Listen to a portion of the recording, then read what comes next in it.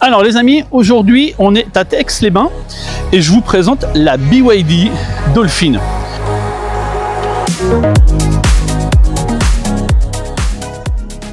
Donc on va commencer par la face avant, après la partie latérale et puis après on fera l'arrière, le coffre et l'intérieur. Donc comme on peut s'apercevoir là, donc vous avez la signalétique. Donc j'ai allumé le véhicule pour vous montrer, je vous montrerai le clignotant juste après. Donc là, vous avez la signalétique des feux et comme on peut s'apercevoir, je ne sais pas si on le verra bien à la caméra, mais ici, en réalité, ça fait un bandeau, ça allume l'intégralité de la calandre avec donc le mot BYD en toutes lettres qui est marqué juste ici. On peut s'apercevoir que vous avez une caméra qui est implantée juste là. Donc vous avez une caméra donc à l'avant, vous aurez une caméra à l'arrière et sur les côtés. Donc ça veut dire que vous avez un profil 360 degrés de la voiture. Là, on peut s'apercevoir qu'on a l'impression que vous avez une extraction d'air, mais ce n'est pas le cas, je tiens à le préciser. Une ouverture ici pour refroidir le radiateur, bien sûr pour les batteries, pour les refroidir. Je vous montrerai ce qu'il y a au niveau du capot moteur. Donc ici, il n'y a pas de frein, on l'oublie complètement, ça ne sert à rien. On va passer sur le profil. On peut s'apercevoir au niveau du rétroviseur que vous avez une caméra, donc c'est ce que je vous disais, vous avez une caméra 360. Et les pneus, on est dessus, donc c'est du Linglong, je ne sais pas ce que c'est exactement, mais c'est du 250 R1793V. Comme vous pouvez vous apercevoir, vous avez un rappel de la couleur de la carrosserie, avec toujours en songeon un marqué BYD. C'est un véhicule qui fait 4,29 m. Je tiens à le préciser, c'est pas un petit véhicule, hein, c'est quand même un véhicule qui est plutôt conséquent. Je dirais plutôt grandeur d'un capture. Bien sûr, comme on peut s'apercevoir, sur la porte, vous avez les effets qui sont...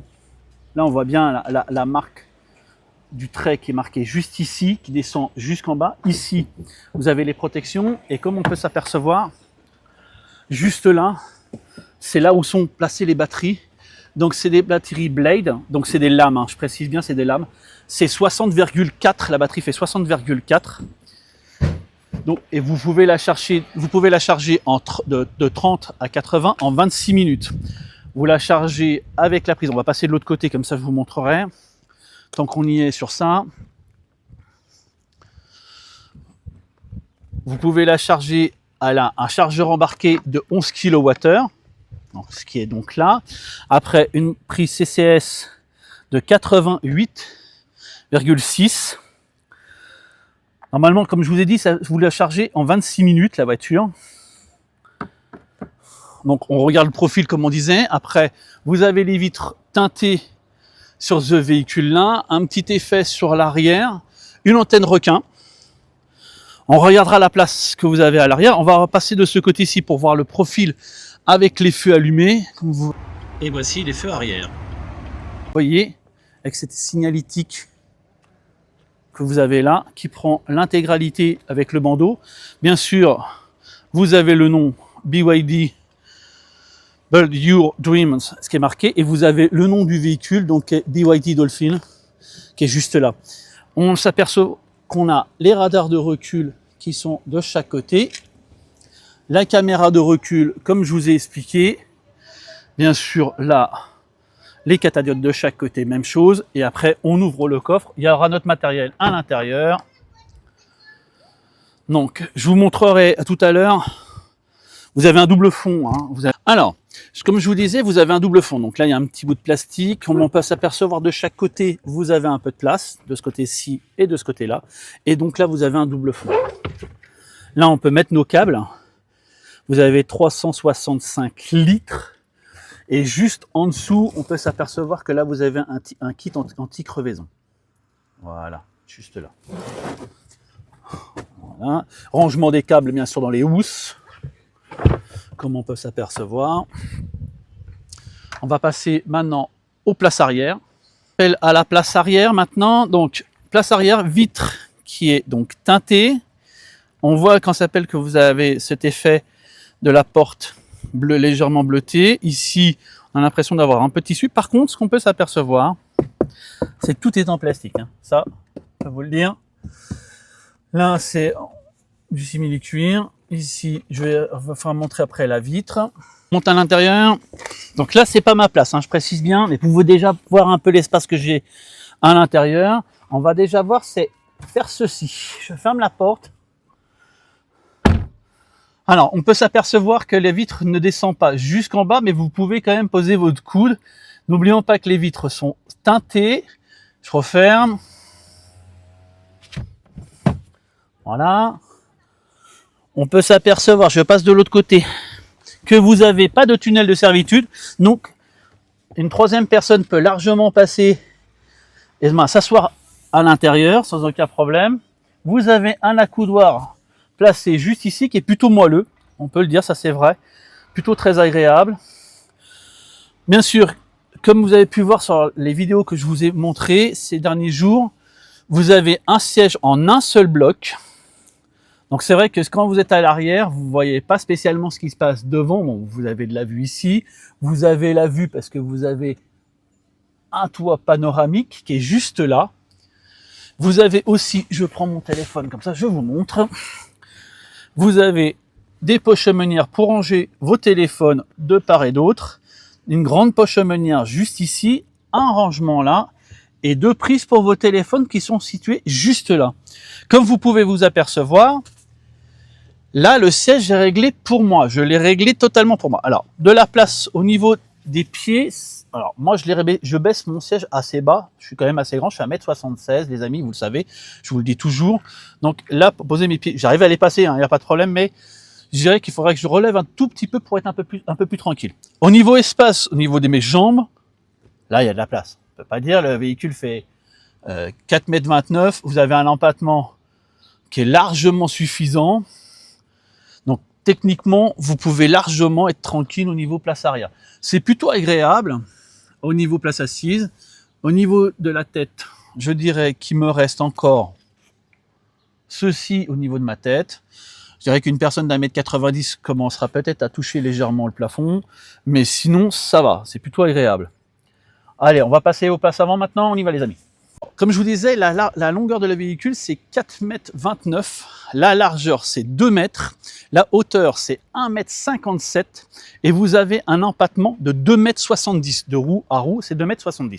C'est pour ça aussi que comme je vous disais à l'arrière, vous avez de la place. C'est ça aussi l'avantage. On peut s'apercevoir aussi sur la voiture, comme je vous le dis, c'est un biton bleu sur la partie basse, gris sur la partie haute, toit en verre comme je vous l'ai expliqué, et c'est pareil. Donc vous avez aussi des angles morts. Si tu peux venir, ici on peut s'apercevoir que vous avez comme des petites losanges ici qui sont juste là, juste ici, tu le vois normalement. Voilà, c'est cette partie-là normalement, c'est ce qui donne les angles morts. Après on va passer tendu quelques commentaires. Les véhicules électriques, je sais que les gens n'aiment pas spécialement ça. On a pris quoi à peu près une demi-heure, trois quarts d'heure pour discuter et expliquer ce que c'était un véhicule électrique. Moi j'ai un véhicule thermique les amis, hein. J'ai été dans la profession due à mon travail de l'époque où j'étais responsable et formateur dans le véhicule électrique pour une société de VTC. On faisait des trajets pour amener les gens, par exemple le plus long trajet c'était Genève-Val d'Isère. Donc j'ai formé les gens. Je ne dis pas que c'est le véhicule électrique qui sera le mieux, je dis juste que c'est une alternative à autre chose.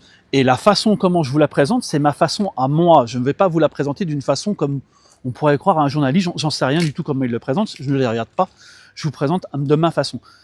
Donc je vous dis ce que mon ressenti direct. Si on prend par exemple la contre-porte maintenant, là la contre-porte à l'avant, vous pouvez vous apercevoir, et c'est ce que je dis bien souvent, et bien souvent les gens me le disent, pourquoi tu tapes là-dessus? Regardez, le véhicule vaut à peu près, ça à partir de 35 000 €.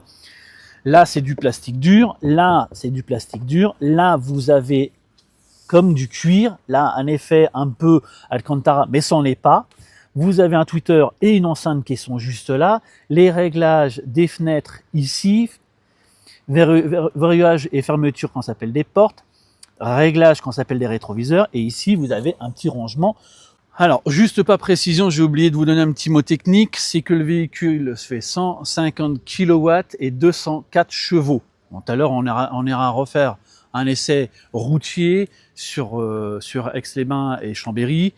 Donc on ressent bien l'accélération. Donc maintenant on passe à l'intérieur, comme je vous avais dit, sur la place avant. Place avant, donc c'est un véhicule avec des sièges électriques, pas à mémoire, je précise bien, sièges électriques. Ce sont des sièges chauffants. Donc on voit bien. Alors, je suis en train de me poser la question si c'est aussi ventilé. Comme on peut s'apercevoir, maintenant je prends la caméra, je vous montre l'intérieur directement. Donc on va allumer la voiture. Pied sur le frein, on appuie sur le contact. Voilà, petite animation de chaque côté. Vous avez un petit écran qui est juste situé devant vous et vous avez la tablette que vous avez ici. N'oublions pas que la chose qui est la plus importante chez BYD, c'est ce petit effet d'écran qui tourne. On peut préciser. Comme ça, vous pouvez choisir le style que vous voulez.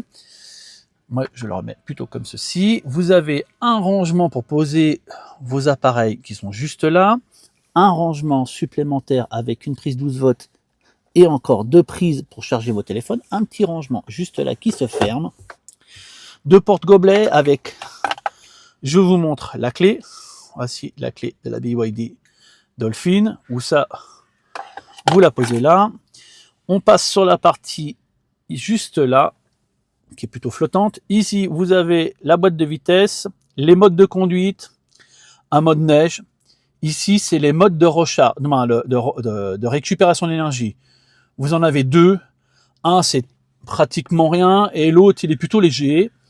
L'effet de warning, la climatisation automatique, dégivrage et le son que vous avez juste là.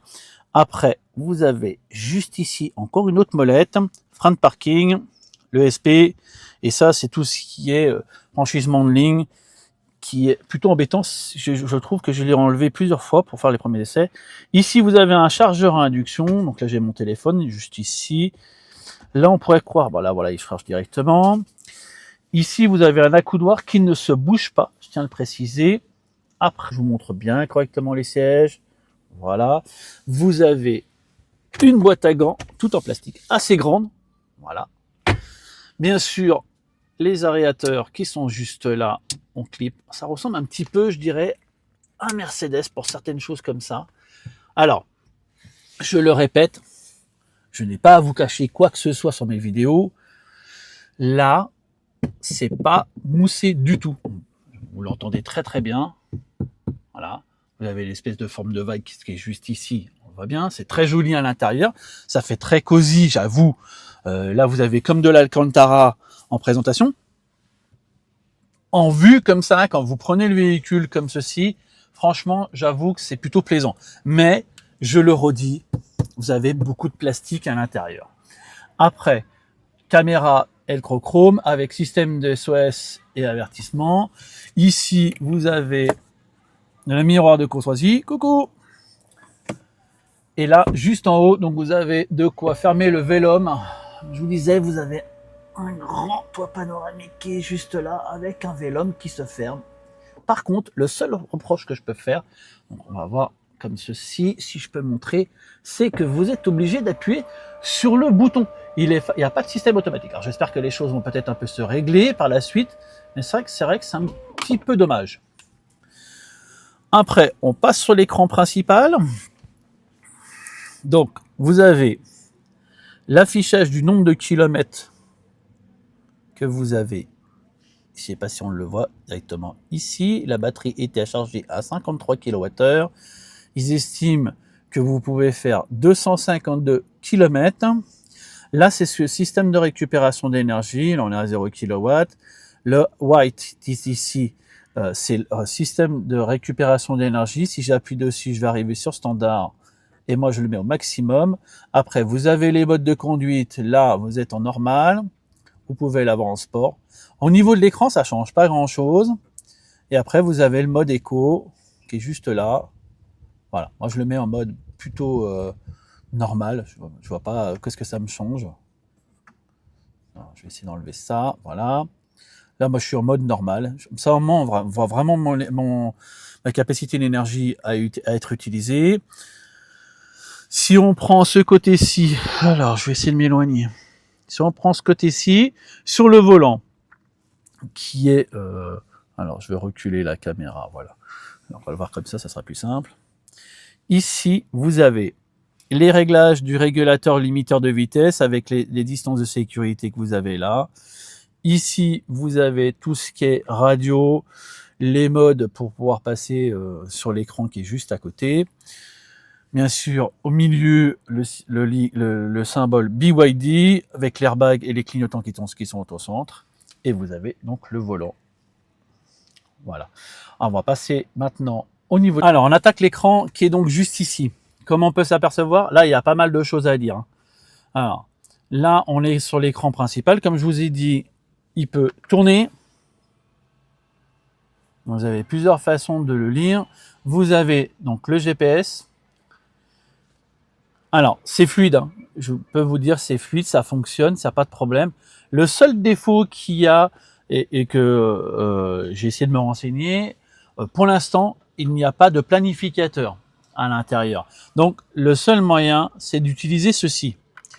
Donc après, c'est vrai que on a tous notre référence de véhicule. Malheureusement, pour l'instant, il n'y a pas ces choses-là. J'espère que par la suite, avec une mise à jour, ceci sera fait. On va essayer de rentrer dans les systèmes pour voir un peu ce que ça donne. Vous pouvez aussi avoir Apple CarPlay et Android Auto, qui est donc ici. Donc, dans la logique des choses, vous appuyez, vous faites une recherche, ça va charger directement. Voilà, ça va se mettre. Et là, à ce moment-là, vous avez votre application de votre téléphone qui sont intégrées là-dessus. Donc, moi, comme vous pouvez voir, j'ai ABRP. Vous pouvez aussi utiliser ChargeMap. Le système comme ça, moi, vous faites votre trajet et vous le verrez directement. Là, vous avez la carte intégrale de là où on est situé. Ça fonctionne parfaitement. On a essayé déjà de rouler avec. Ça fonctionne. Dès que vous quittez le véhicule, Apple CarPlay s'éteint et vous revenez à la carte traditionnelle. La carte marche bien, mais comme je vous le disais, le seul problème du véhicule à l'heure d'aujourd'hui, c'est que vous n'avez pas de planificateur. Donc c'est vrai que c'est une crainte bien souvent pour les personnes qui n'ont pas l'habitude. Bon, ceux qui ont l'habitude des véhicules électriques, on a tous une application en cas où. Donc voilà déjà pour cette partie-là. On va passer sur la suite du système.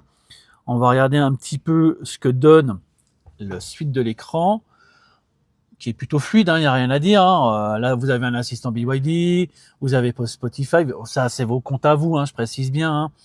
Là, vous avez le DAB, vous avez les réglages, on va pas faire tous les réglages, mais vous avez les audios, vous avez l'affichage, vous avez la gestion, etc., etc., etc., etc. Ça, je vais pas vous expliquer. Là, vous avez tout ce qui est énergie. Tiens, alors ça, voilà, on est bien à 52%. Je précise bien que la voiture, c'est une traction. L'intensité, qu'on s'appelle, est assez grande. Donc là, on peut le mettre en standard. Moi, j'ai demandé à avoir de la récupération d'énergie au maximum. Je le redis, je trouve, ça va pas jusqu'à 0. C'est encore un petit peu dommage. Il faudrait qu'on ait au moins 3 modes, comme dans beaucoup de véhicules, même si beaucoup disent qu'il faudrait avoir les roues libres, etc. Mais au moins avoir le choix total de pouvoir choisir ce qu'on veut. Vous pouvez avoir vos réglages de charge, même chose, charge intelligente. Vous pouvez choisir l'heure où vous allez charger le véhicule à la maison, vu qu'il y a un chargeur 11 kW. Vous pouvez aussi faire ce que vous voulez. Là, vous avez la consommation de votre véhicule qui est à l'intérieur. Donc là, moi, je ne l'ai pas remis à 0, donc il faudrait que je le fasse. On va le faire. Comme ça, au moins, c'est sûr certain pour tout à l'heure qu'on fera nos essais. On sera tranquille, on met tout à 0. Et je vous dirai exactement combien j'ai consommé. La courbe de consommation, on va la réinitialiser aussi. Comme ça, on verra la réalité sur l'essai complet routier. Et après, c'est comme tout le reste. Vous avez le Spotify qui est juste ici. Le DAB, c'est la radio. Et puis après, c'est les réglages, il n'y a rien de spécial. La climatisation, si vous appuyez dessus, vous avez cet écran-là. Donc c'est ce que je vous disais, vous avez le chauffage qui est juste ici, le chauffage des sièges, vous avez les rétroviseurs qui sont chauffants. De chaque côté, bien sûr, les sièges sont chauffants, côté passager et côté conducteur. Les sièges électriques aussi du côté passager, même chose. Je crois que voilà. Après, donc la climatisation, très simple. Quand vous la mettez, il n'y a rien de très compliqué, vous la mettez en route. Là, si vous retournez à votre écran principal, vous avez la climatisation qui est ici, utilisée ici. Voilà, tout simplement, j'éteins la climatisation, sinon ça fait du bruit. Et puis voilà, maintenant on attaque le reste. Allez, on est reparti les amis. Alors, donc je disais, donc là, moi j'utilise Apple CarPlay. Alors, je vous explique toujours pourquoi. Tant qu'on y est, autant aller jusqu'au bout. Le système qui a le GPS fonctionne parfaitement bien, il n'y a pas de problème. La seule différence, c'est que vous n'avez pas de planificateur sur le véhicule. À part ça, le GPS est très bien, il n'y a aucun problème. Mais c'est vrai que si vous voulez partir quelque part, vous allez devoir utiliser vos applications qui vous appartiennent directement. ABPR, Charge Maps, tout ça, ce sont des applications qui fonctionnent très très bien, il n'y a aucun problème. Maintenant, avec Apple CarPlay, vous le mettez directement dessus et vous n'avez pas de problème. Donc la voiture, c'est pareil, elle a des alertes de partout. Dès que vous franchissez, vous touchez une ligne blanche, la voiture va se remettre sur sa ligne. Vous avez des bruits sonores. Dès que vous dépassez un tout petit peu la vitesse, parce qu'elle lit les panneaux, automatiquement, elle vous donne une alerte. Au niveau du confort de l'assise, alors, je précise, je donne toujours mon avis personnel. Ça se trouve qu'il y en a qui vont aimer, il n'y aura pas de problème. Il y en a d'autres qui apprécieront moins. Pour moi, c'est un peu dur. Moi, j'aime bien tout ce qui est vraiment moelleux, molletonné, absolu dans les voitures. Après, ça, malheureusement, ça, on peut pas non plus choisir. Ça peut être très confortable pour le dos, etc. Moi, j'ai quelques douleurs au dos, donc automatiquement, pour moi, c'est un peu dur. Au niveau, là, on a passé 2 dos d'âne. La voiture, au niveau de ça, était plutôt souple. Je roule doucement, ça s'assise bien. Hein, on n'est pas là pour faire du rallye avec.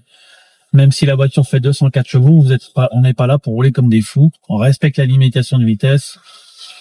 Vous avez les informations qui se trouvent au volant. Là, il nous reste 51% de batterie et 243 km d'autonomie. Je précise bien qu'on vous annonce 427 km WLTP. Ce sont des normes. Donc, sur autoroute, 427, je dirais que vous pouvez enlever facile. Vous serez plutôt à 320.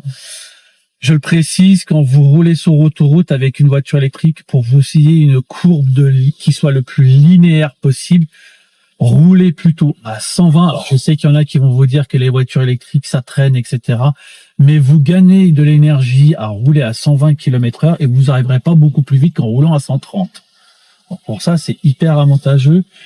Normalement, ça se voit quand vous utilisez une voiture électrique. Le but, c'est de jouer avec, c'est de garder le maximum d'énergie à l'intérieur. Donc là, c'est vrai que l'avantage de ce véhicule-là, si on prend beaucoup de références, on prend souvent la référence des Tesla. Vous avez un écran qui est juste en face de vous, qui est fixe sur le noyau, qui est juste là. Vous avez l'intégralité des informations qui vous sont utiles, les kilométrages, la puissance de charge que vous avez quand vous freinez, quand vous lâchez l'accélérateur. Voilà.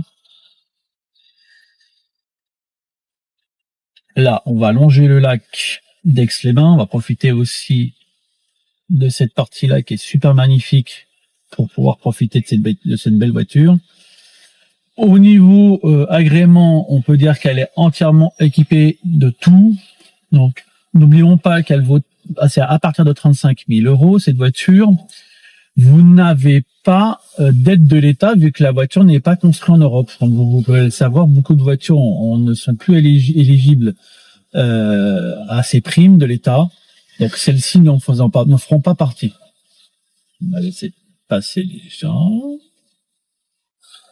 Donc là, c'est ce que j'ai été obligé de freiner parce que tout simplement, vous n'avez pas un frein régénératif qui freine jusqu'à 0 absolu. Il y a du rampage. Malheureusement, il y a du rampage sur cette voiture-là. Vous êtes obligé de freiner. Vous n'avez pas le choix. Vous avez donc 2 modes. Un mode classique qui est plus en roue libre absolue. Et là, vous avez un mode avec une partie qui freine très légèrement le véhicule. Donc pour ça, on n'a pas à se plaindre. Il y a au moins déjà ça. Mais c'est vrai que ce qui est dommage, c'est qu'on aurait pu avoir une récupération d'énergie encore plus puissante. Ça aurait été encore un peu plus agréable. Le volant a une grande branche, un petit méplat jusque sur la partie basse. Le cuir est plutôt agréable. Alors, c'est encore assez dur, mais sinon, c'est plutôt agréable. Les coloris, quand ça s'appelle dans le véhicule, sont plutôt très agréables, hein. Avec du bleu, on pense à la mer, hein, dolphin, dauphin. Donc, sur ce niveau-là, c'est très bien. On va fermer les fenêtres pour voir un peu le silence. Donc, sur ce niveau-là, c'est très bien. On va fermer les fenêtres pour voir un peu le silence à l'intérieur. On entend beaucoup le bruit de roulage. Je peux s'en apercevoir. Alors, je sais pas si vous l'entendez, mais on entend comme un bruit de roulage euh, à l'intérieur du véhicule. Donc là, je vais mettre un peu de clim. J'espère que ça fera pas trop de bruit à la vidéo. Voilà, on a mis le peu d'air parce qu'il fait chaud à l'intérieur. N'oublions pas que quand même on a un Vélum hein, qui nous protège quand même un petit peu. Après, bon bah il y a le volume, hein, on peut s'apercevoir. Vous avez des enceintes qui sont partout. Le volume est plutôt pas mal. Les essuie-glaces. Alors là, voilà, si je laisse le véhicule partir un petit peu sur le côté, le véhicule, je vais avoir, hop, il va se remettre sur la voie automatiquement. Après, on va essayer le régulateur de vitesse quand on ira sur la 2x2 voies sur Chambéry pour voir un peu ce que ça donne. Si on peut s'apercevoir aussi d'une autre chose que je suis en train de m'apercevoir, c'est le maintien latéral du siège. Pour moi, je précise bien, c'est pour moi. Moi, je suis plutôt un gros gabarit. Hein, voilà, c'est comme ça. Je fais 1m76, mais j'ai plutôt un gros gabarit. Là, le maintien latéral du siège manque un tout petit peu de maintien, je trouve. Il faudrait qu'il soit un peu plus galbé. Alors, on va me dire, ouais, c'est mode sport. Non, ça n'a rien à voir. C'est bien qu'on en ait un peu plus de maintien. Je te laisse un peu balader à gauche-droite. C'est vrai que ça manque un tout petit peu. Au niveau des accélérations, il y a ce qu'il faut, il n'y a pas besoin de plus. N'oublions pas que pour moi, personnellement, c'est plus une voiture. Alors, vous pourrez voyager avec, hein, la voiture, elle fait 425 km, 427 km. Vous pourrez largement voyager avec ce véhicule-là, sans aucun souci. Vous pourrez la charger sur des bornes rapides, parce qu'elle charge de 30 à 80 en 26 minutes, avec une charge rapide à 88 kWh, sans aucun problème. Ça, il n'y a pas de souci, vous pourrez partir. Faut pas s'en inquiéter. Le seul petit truc que je peux peut-être trouver, c'est que, voilà, il y a les deux petits détails, ça c'est un peu dur, ça serait un petit peu molletonné, ça serait agréable aussi. Mais la voiture par elle-même est largement assez puissante pour s'intégrer sur une voie rapide. Il n'y a aucun problème sur ce niveau-là. Là, je vous donne déjà les plus gros détails que je peux essayer. On va essayer de voir maintenant sur une voie rapide ce que ça donne pour s'insérer à l'intérieur. Alors, on va voir un petit peu ce que ça donne au niveau accélération. On va arriver sur, on va pas rouler très très vite, hein, c'est pas le but, il n'y a aucun intérêt, mais il y a 204 chevaux, allons-y, on y va, action, voilà. Donc il y a largement de quoi faire, très très largement. Donc on voit bien sur les rétroviseurs, on a bien les angles morts. Je vais essayer de mettre mon régulateur de vitesse intégré, parce que, voilà, c'est bien comprendre un tout petit peu comment fonctionne le régulateur. Voilà. Normalement, ça calcule la distance de sécurité que vous avez entre la voiture à l'avant et la voiture à l'arrière. Voilà, j'ai mis l'intégralité, j'ai mis mon régulateur. Sur la partie ici, vous avez donc la position de pouvoir rétrécir la distance de sécurité, la distance entre la voiture et l'autre. Mais dans la logique des choses, elle lit les panneaux. Et si en cas où votre voiture se mettrait devant moi, la voiture freine automatiquement. Voilà. Un régulateur adaptatif. Ça, c'est pas plus compliqué que ça. Alors les amis, là comme je peux vous montrer, c'est la gestion d'énergie. Donc là, je lâche l'accélérateur, ça charge la batterie, comme vous pouvez le voir. Donc on est en vert. Là, je vais accélérer, ça vient en bleu. C'est normal, j'utilise de l'énergie. Voilà, on a 43%. On a utilisé à peu près une dizaine de pourcents. On va voir aussi la consommation. Alors la consommation réelle que j'ai utilisée jusqu'à maintenant, elle est de 13,6 kWh de 100 km. Donc ça va. Voilà, après on a fait montée, descente, petite accélération, etc. Donc automatiquement, on n'aura pas une consommation dite réel par rapport à ce que je devrais pouvoir faire. Mon avis, le 12,8, je suis sûr que j'en suis largement capable. On est déjà descendu à 13,5, mais je suis sûr qu'un bon 12,8, très facile. Je suis sûr très facile. Après, je répète, hein, le système de l'application est franchement fonctionne parfaitement. Alors, franchement, ça fonctionne vraiment super bien. On peut le dire. Ça, pour ça, il n'y a rien à dire. C'est assez simple. Et on a toujours cette facilité à basculer cet écran. Et là, vous pouvez avoir de nouveau votre affichage de votre carte comme ça. Franchement, ça marche très très bien. Et on arrive à la fin de l'essai. On est toujours au bord du lac d'Aix-les-Bains. Donc, pour avoir fini l'essai de la BYD Dolphin. Bel essai. Je voulais aussi remercier le concessionnaire Buy My Car BYD à Chambéry, là où on a pu être, on avait été invité pour l'inauguration de la concession. On va ramener le véhicule. Je voulais remercier toutes les équipes qui nous ont accueillis et qui nous permettent de faire cet essai. La semaine prochaine, on refait un essai aussi d'une autre BYD, une BYD Seal.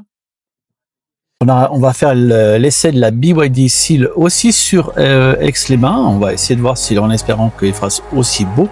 On verra le cadre où on sera. Normalement, on le fait toujours à peu près au même endroit que d'habitude. Les amis, surtout pensez à vous abonner. Vous êtes encore près de 90% à ne pas être encore abonné à ma chaîne. Or que pourtant c'est 100% gratuit, et pour profiter des futures vidéos qui vont arriver sur la chaîne, il faut s'abonner. Pensez aussi à mettre un commentaire si la vidéo vous a plu, un like. Je vous dis à très très vite. Ciao ciao.